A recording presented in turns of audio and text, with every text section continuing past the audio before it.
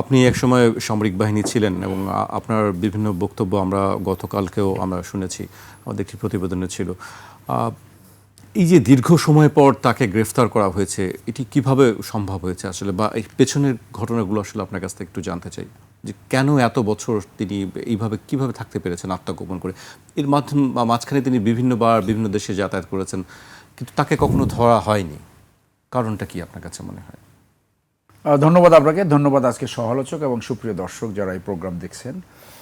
দেখুন, কিছুটা আমার সহালোচক বলেছে পৃথিবীতে যে সমস্ত জাতি গঠন হয়েছে, আপনি যদি দেখেন সেই জর্জ ওয়াশিংটন থেকে শুরু করে আপনি লিকিওয়ান সবসময় এই কথাটা বলি, ডক্টর মহতিন অথবা দক্ষিণ কোরিয়ার পার্ক সোহি, এরকম শত শত উদাহরণ দেওয়া যাবে যে সমস্ত জাতি টেক অফ করেছে। সো রাষ্ট্র যদি দেখেন কোনো develop country, developing country, under develop country, failed state, dysfunctional state. So স্বাধীনতার পরপরই বাংলাদেশে একটা লুটেরাতন্ত্রে ঢুকে গেল।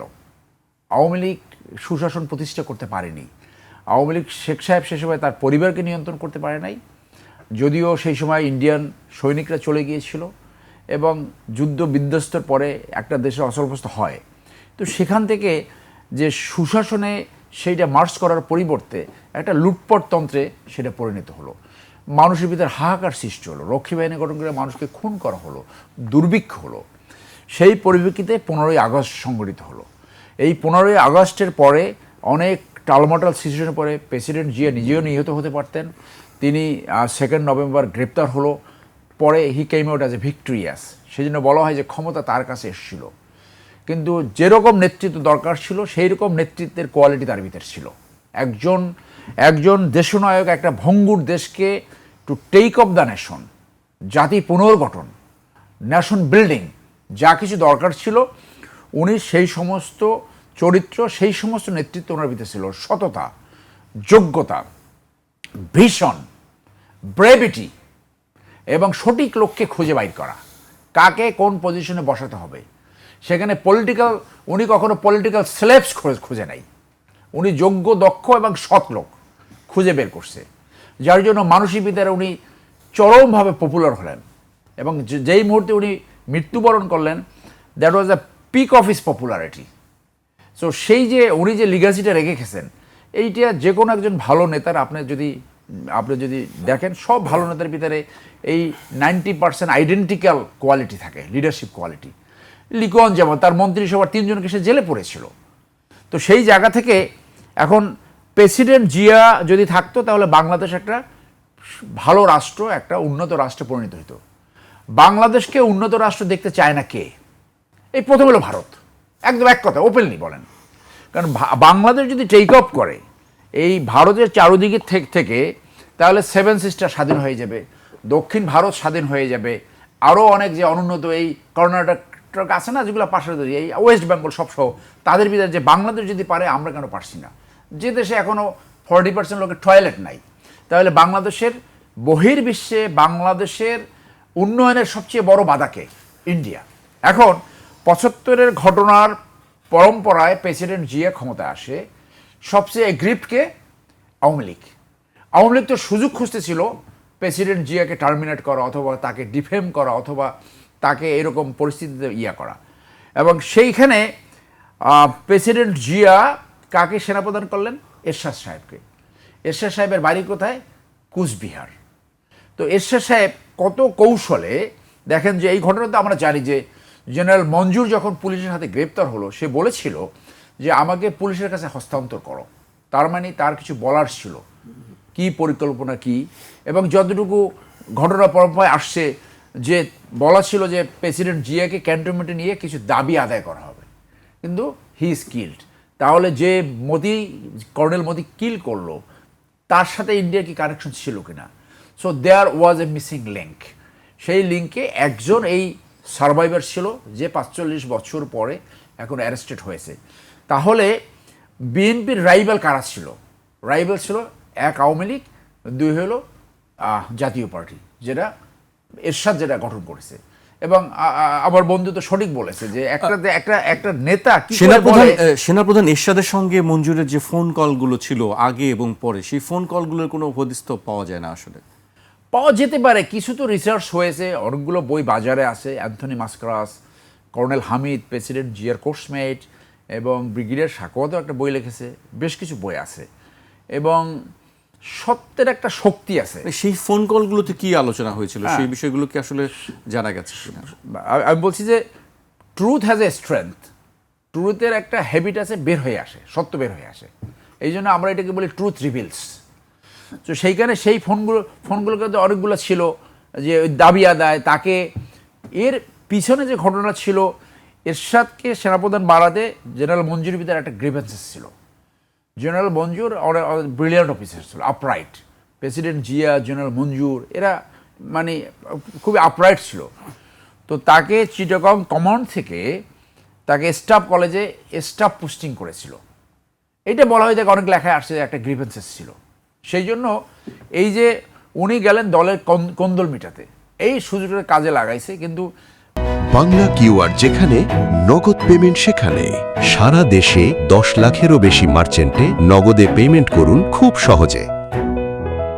পরবর্তী ঘটনার পরম্পরায় যে জেনারেল মঞ্জুরকে হত্যা করা হলো, এবং কোর্ট মার্শালটা তখন হলো যখন জেনারেল এরশাদ সেনাপ্রধান। তাইলে এই কোর্ট মার্শালের ফেয়ারনেস নিয়ে কোনো প্রশ্ন আছে কিনা? কোর্ট মার্শাল কার কথা বলছেন? যে ওই সময় যারা জড়িত ছিল 18 জনের জিরি, 18 জনের কোর্ট মার্শাল, 13 জনের ফাঁসির আদেশ হয়েছে, বাকিগুলোর যে বিভিন্ন জেল টার্ম হয়েছে। তো এইখানে মঞ্জুরের তো কোনো কোর্ট মার্শাল হয়নি না, মঞ্জুর তো মারা গেল। মঞ্জুর তো তার 2 দিন পরে কিল্ড হয়েছে। মঞ্জুরকে পুলিশের সাথে না দিয়ে তাকে নিয়ে গেল সেনাবেশে এমপি চেক পোস্টে। যতটুকু আমার মনে পড়ে ক্যাপ্টেন আজাদ নামে একজন তাকে গুলি করেছে, এবং সেই আদেশটা এরশাদ দিয়েছিল বলে সবাই ধারণা করে। অনেকেই বলেন হ্যাঁ, উনি যাতে এই কোনো কিছু তার মুখ থেকে না বের হতে পারে এটা। তাহলে আপনি এখন মিলান যে প্রেসিডেন্ট জিয়ার বিএনপির রাইভাল ছিল কি এরশাদ, এরশাদ হয়ে গেল সেনাপ্রধান। তার নিয়ন্ত্রণে তখন ঘটনাটা পুরো তার প্রভাবে কিন্তু ছিল, পুরো তার নিয়ন্ত্রণে ছিল পুরো ঘটনা। এবং সেই সময় কোর্ট মার্শাল হয়েছে, এবং এই কোর্ট মার্শালে সমস্ত মুক্তিবাহিনী অফিসারদেরকে ফাঁসি দেওয়া হয়েছে। আর প্রেসিডেন্ট এরশাদ ছিল কিন্তু নন ফ্রিডম ফাইটার, উনি কিন্তু আসে নাই। উনি মুক্তিযুদ্ধে পরবর্তীতে কিন্তু এইগুলো আসছে যে মুক্তিযুদ্ধে যোগদান করার সুযোগ থাকা সত্ত্বেও যারা যোগদান করেনি তার ভিতরে এরশাদ একজন। তো এই ঘটনা পরম্পরায় দেখা গেল যে আপনার এই যে সত্য ঘটনা, সঠিক যে একটা ফ্যাক্ট ফাইন্ডিংস, যে এখানে দেশীয় এবং আন্তর্জাতিক ষড়যন্ত্র কী সেটা কিন্তু এখন পর্যন্ত আনার্থ হয় নাই। সেইটার সুযোগ আসছে কিন্তু এই মেজর মোজাফফরকে গ্রেপ্তারের মধ্যে দিয়ে। He is the I witness. উনি, আপনি যেমনটা বলেন, উনি নিজেকে এড়িয়ে আইনের ভাষায় বলে এক্সকালপারেটরি স্টেটমেন্ট দিচ্ছে, দেখ, কিন্তু এইটাই হলো তদন্তকারী সংস্থার এফিসিয়েন্সি, পেশাদারিত্ব, সঠিক তথ্য বের করে নিয়ে আসা আপনার তদন্তের মাধ্যমে। সেনাবাহিনীতে যে কোনো ঘটনায় আবার একটা তদন্ত হবে। এই যে ধরা পড়লো উনি 45 বছর কীভাবে পালায় থাকলো, কার বদৌলতে, সেইখানে কি হয়েছিল, because he is a very very vital witness.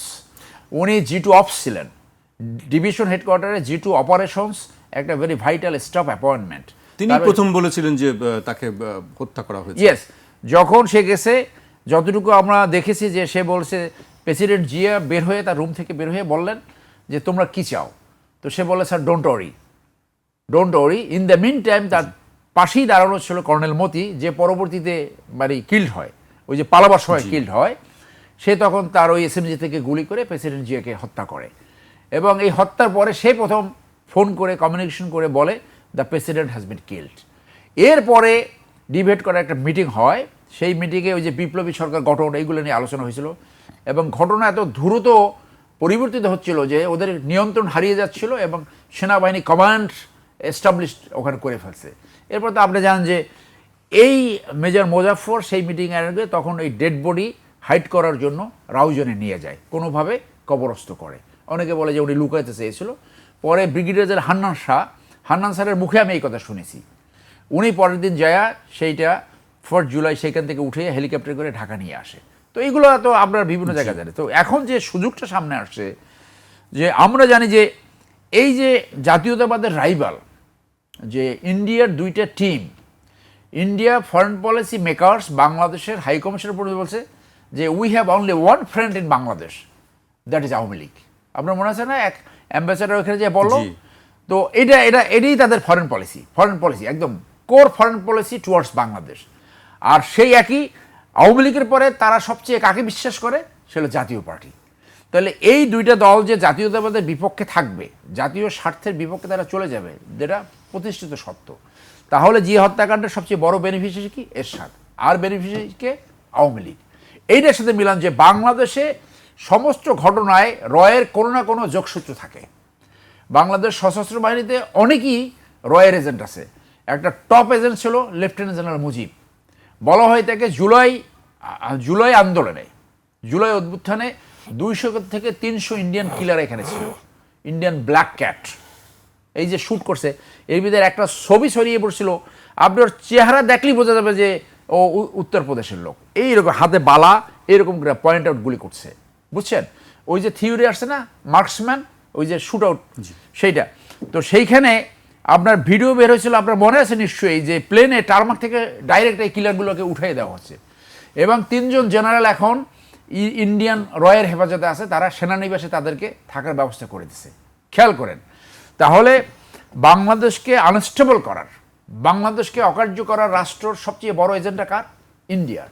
সেই ক্ষেত্রে সার্বিক বিবেচনা এবং অনেক আলোচক ইতিমধ্যেই বলেছেন যে এটা ডাইরেক্ট রয়ের ইনভলভমেন্ট এখানে ছিল। খেয়াল করেন, তাহলে এই মোজাফফর সাহেবের গ্রেপ্তারের সাথে কিন্তু একটা সুযোগ আসছে এই সত্যটাকে আনার্থ করা, এই সত্যটাকে জাতির সামনে প্রকাশ করা, এই সত্যটাকে এনে রাষ্ট্রীয় পলিসি ফর্মুলেট করা, বুঝতে পারছেন? সেই জন্য তাকে, এবং যেহেতু the person killed none other than a president, public has a interest, শুধু interest, it's my right as a citizen, this is my right, যে উনি কি বলতেছে, কি সত্য বের হইল, কি হয়েছিল, because he is the only living I witness. So আমাদের সামনে এই সুযোগটা এখন আসছে, জাতির সামনে সত্য প্রকাশ করে পরবর্তী রাষ্ট্রীয় পলিসি ফর্মুলেটে এই যে ষড়যন্ত্র, এই যে পরিকল্পনা, কেন এই ধরনের একজন নেতা, যে নেতা একজন জাতির জন্য দরকার ছিল, অত্যন্ত জরুরি প্রয়োজন ছিল জাতি গঠনে, সে কেন নিহত হইল এবং বাংলাদেশ কেন 30 বছর পিছিয়ে পড়ল। আপনি জানেন যে প্রেসিডেন্ট জিয়ার হত্যাকাণ্ডের পরে, তখন আমি ক্লাস 10-এর ছাত্র, 81-এ, ক্লিয়ারলি মনে আছে, প্রত্যেকের হৃদয় ভেঙে গেছে যে মানে সবার ভিতরে যে সুশাসন, যে অপশাসন, দুঃশাসন, লুটপাট, যে অরাজকতা আওয়ামী লীগ সৃষ্টি করেছিল, মানুষ সেখান থেকে পরিত্রাণ চাচ্ছিল।